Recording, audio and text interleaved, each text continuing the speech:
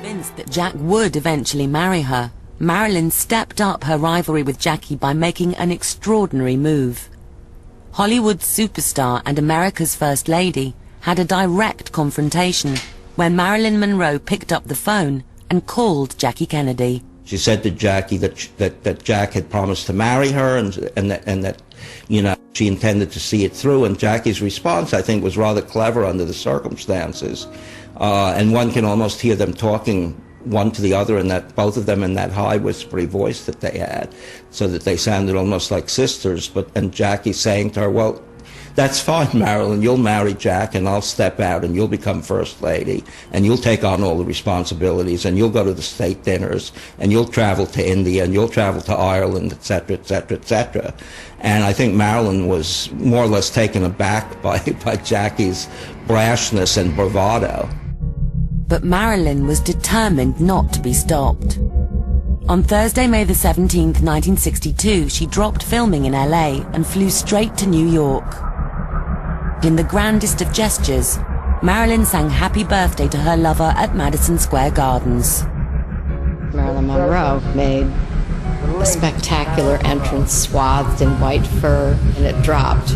And everybody thought that what they were seeing was Marilyn and the Altogether, because she was wearing a dress that she later described as skin and beads.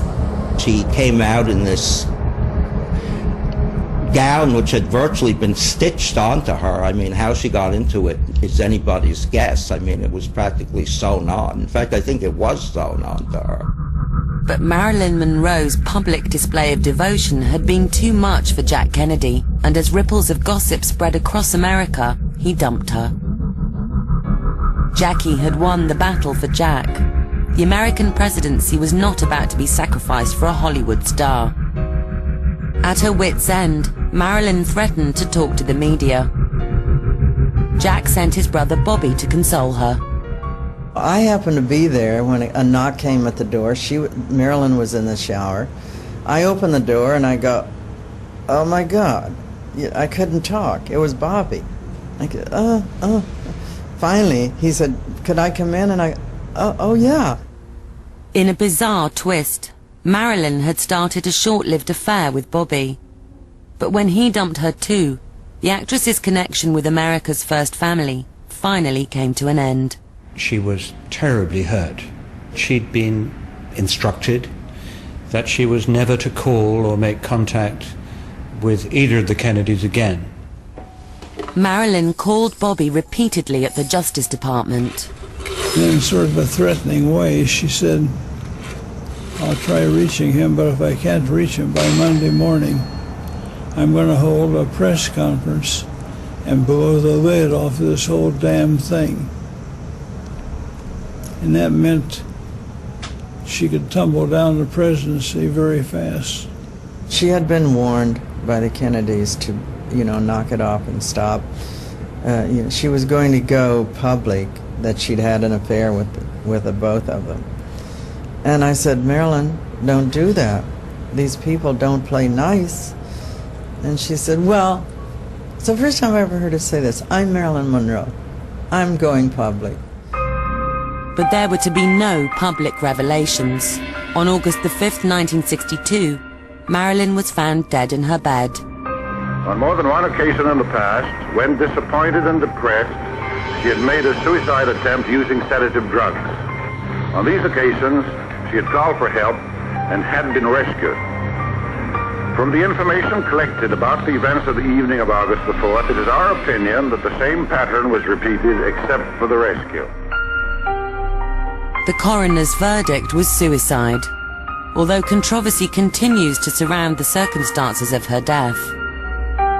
I learned from a senior law enforcement source that a crumpled piece of paper had been found in Marilyn's bedclothes, and the piece of paper bore a White House telephone number. Whatever the truth behind the death of Marilyn Monroe, the tragedy brought her rivalry with Jackie to an abrupt end, and damaged the Kennedys forever.